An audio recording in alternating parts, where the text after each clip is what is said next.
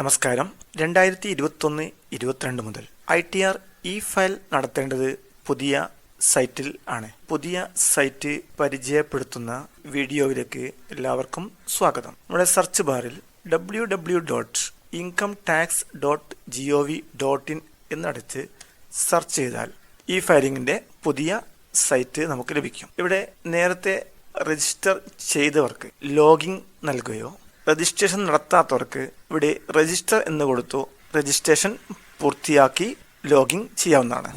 Login ചെയ്യാൻ നമ്മുടെ user നെയിമായിട്ട് pan നമ്പറാണ് നൽകേണ്ടത്. പാൻ നമ്പർ നൽകിക്കഴിഞ്ഞ് കണ്ടിന്യൂ നൽകാം. ഇവിടെ ലോഗിൻ എന്നതിന് താഴെയുള്ള please confirm your secure access message എന്നിടത്ത് ക്ലിക്ക് ചെയ്ത് താഴെ പാസ്വേഡ് എൻ്റർ ചെയ്യുക. പാസ്വേഡ് എൻ്റർ ചെയ്ത് കണ്ടിന്യൂ നൽകാം. ഇവിടെ ഫയൽ നൗ എന്ന് നൽകിക്കൊണ്ടോ അല്ലെങ്കിൽ ഈ ഫയലിൽ ഇൻകം ടാക്സ്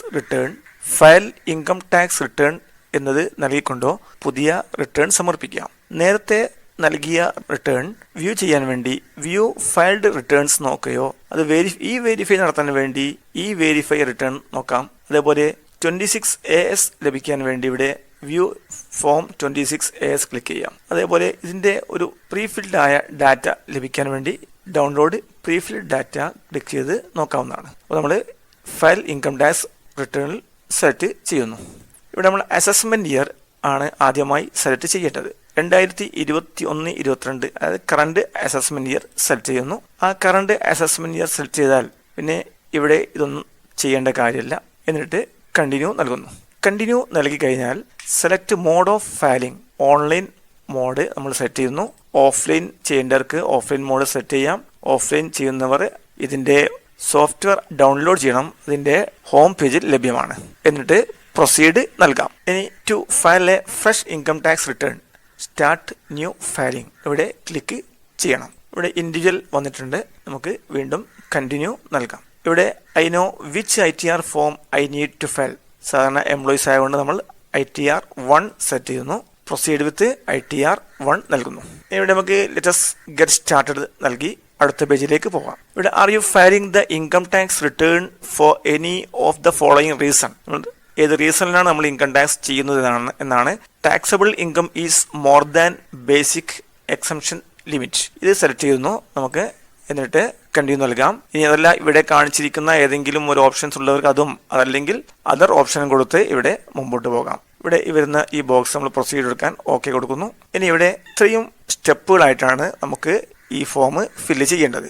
ഒന്നാമത്തത് പേഴ്സണൽ ഇൻഫർമേഷൻ ആണ്. പേഴ്സണൽ ഇൻഫർമേഷൻ പൂർത്തിയാക്കാൻ ഈ പേഴ്സണൽ ഇൻഫർമേഷൻ്റെ ലാസ്റ്റ് കാണുന്ന ഈ ആരോ മാർക്ക് ക്ലിക്ക് ചെയ്യാം. ഇവിടെയെല്ലാം നമ്മൾ നേരത്തെ നൽകിയ ഡാറ്റാസ് ഉണ്ടാവും. ഇവിടെ നമ്മൾ നേച്ചർ ഓഫ് എംപ്ലോയ്മെൻറ്റ് സെലക്ട് ചെയ്യണം. സ്റ്റേറ്റ് ഗവൺമെൻറ് സെൻട്രൽ ഗവൺമെൻറ് ഏതാണോ അത് സെലക്ട് ചെയ്യുക. പിന്നെ filing section on or before due date ആണെങ്കിൽ 139(1) ചെയ്യേണ്ടത്. ഡിലേ ഉള്ളവർക്ക് ആ ഡിലേയുടെ സ്വഭാവം അനുസരിച്ച് ഇവിടെ വിവിധ ഓപ്ഷൻസ് ഉണ്ട്. അപ്പോൾ നമ്മൾ ഫയലിൽ 139(1) സെലക്ട് ചെയ്യുന്നു. 1 സെലക്ട് ചെയ്യുന്നാൽ പിന്നെ ഈ കോളങ്ങൾ നമ്മൾ ചെയ്യേണ്ടതില്ല.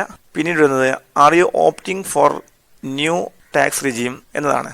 ഫെബ്രുവരി മാസത്തിൽ സ്റ്റേറ്റ്മെന്റ് കൊടുക്കുമ്പോൾ നമ്മൾ ടാക്സ് കണക്കാക്കുമ്പോൾ നമ്മൾ ഏതിലാണോ ചെയ്തത് ന്യൂലാണെങ്കിൽ ഇവിടെ യെസ് കൊടുക്കാം. പഴയ സ്കീമാണെങ്കിൽ ഇവിടെ നോ കൊടുത്ത് നമുക്ക് മുമ്പോട്ട് പോകാം. ഇനി ഇവിടെ നമ്മൾ നേരത്തെ നൽകിയ നമ്മുടെ ഇൻകം ടാക്സ് റിട്ടേൺ ഉണ്ടെങ്കിൽ റീഫണ്ട് ഉണ്ടെങ്കിൽ അത് ലഭിക്കാൻ വേണ്ടി നമ്മുടെ ബാങ്ക് അക്കൗണ്ട് ഇവിടെ ഓപ്പൺ ചെയ്യണം.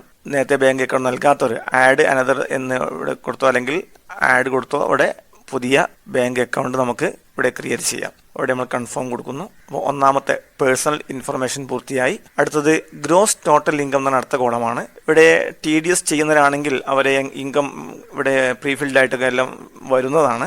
ഇൻകം ചെയ്യാത്തവർക്ക് TDS ചെയ്യാത്തവർക്ക് അത് ഫ്രഷ് ആയിട്ട് ടൈപ്പ് ചെയ്ത് കൊടുക്കണം. ഇവിടെ ഗ്രോസ് ടോട്ടൽ ഇൻകത്തിൽ ഫസ്റ്റ് സാലറി എക്സംഷൻ ആണ്. സാലറി എക്സംഷൻ എന്തെങ്കിലും എലിജിബിൾ ആണെങ്കിൽ അതിവിടെ യെസ് സെലക്ട് ചെയ്തുകൊണ്ട് നമുക്ക് അടിച്ചു കൊടുക്കാം. എന്തെങ്കിലും അലവൻസുകളോ ഹൗസ് റെന്റ് അലവൻസ് ആണ് ഇവിടെ കൊടുക്കണം. അതുപോലെ എന്തെങ്കിലും ഉണ്ടെങ്കിൽ യെസ് കൊടുക്കുക, അല്ലെങ്കിൽ ഇവിടെ എല്ലാം നോ സെലക്ട് ചെയ്യാം. വീണ്ടും അടുത്ത പേജിലേക്ക് പോകാൻ കണ്ടിന്യൂ നൽകുന്നു. ഇവിടെ verify your income source details ആണ്. ഇവിടെ നമുക്ക് ടൈപ്പ് ചെയ്യാനുള്ള കോളങ്ങൾ കാണുന്നില്ല.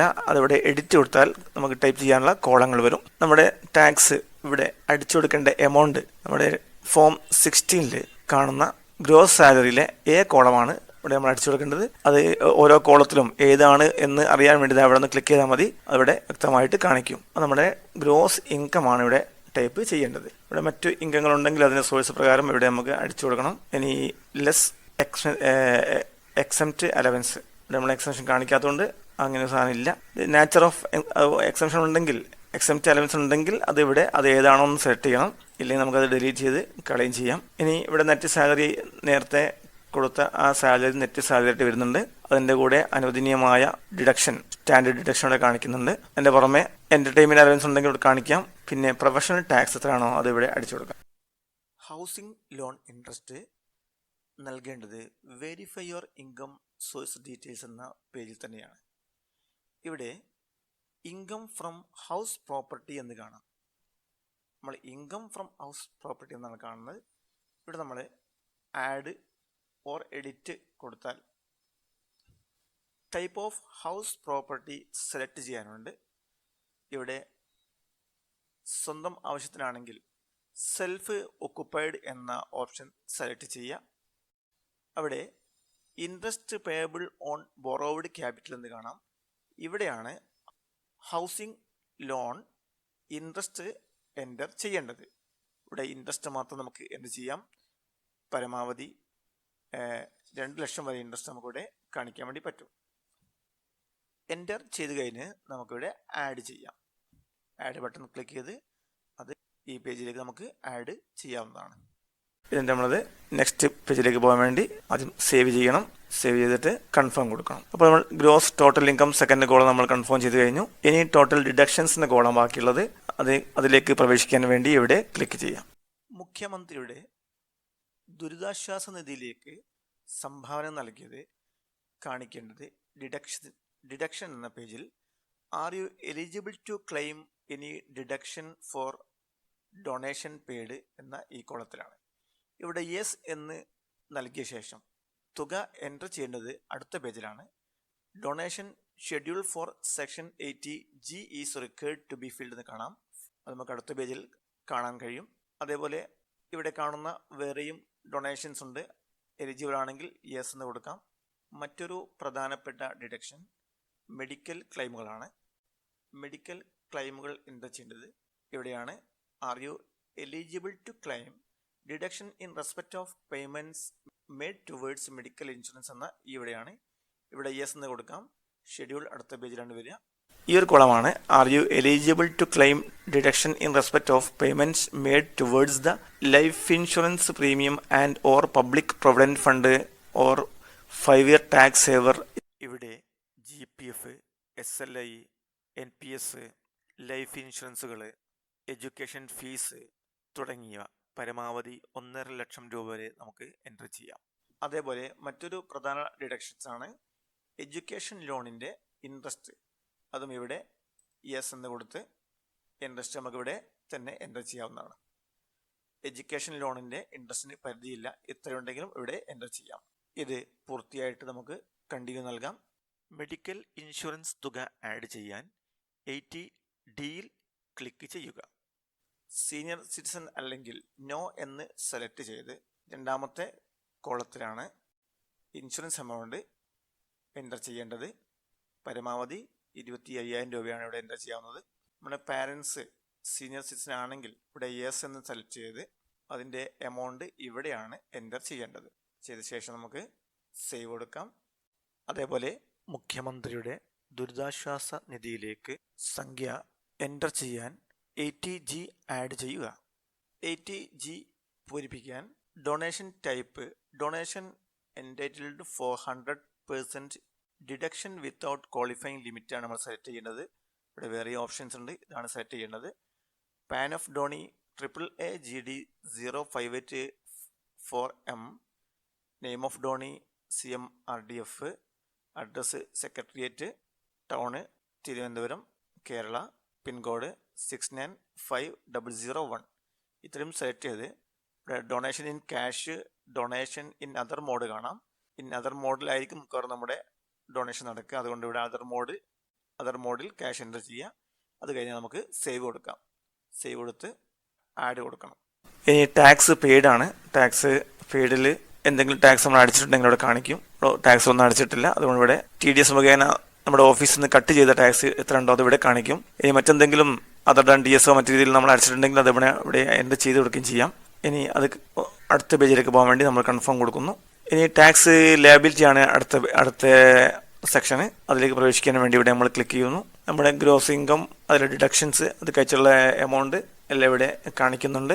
ഇനി total tax payable on total income ഇവിടെ കാണിക്കുന്നുണ്ട്. അതിൽ റിബേറ്റ് ഉണ്ട്. ആ റിബേറ്റ് ഉള്ളതുകൊണ്ട് നമുക്ക് ടാക്സ് അടയ്ക്കേണ്ട ആവശ്യമില്ല. ഇനി റിബേറ്റ് ഇല്ലാത്തവർക്ക് അവർ ഏതൊക്കെ രീതിയിൽ ടാക്സ് അടക്കണമെന്നും അതിൽ റീഫണ്ട് ഉണ്ടെങ്കിൽ എത്ര റീഫണ്ട് ഉണ്ടെന്നും ഈ പേജിൽ നമുക്ക് കാണാവുന്നതാണ്. ഇവിടെ total interest and fee payable 0 ആണ്. Total tax fee and interest 0 ആണ്. ഇവിടെ കൺഫേം കൊടുക്കുന്നു. അപ്പോൾ എല്ലാം നമ്മൾ കൺഫേം ചെയ്തു.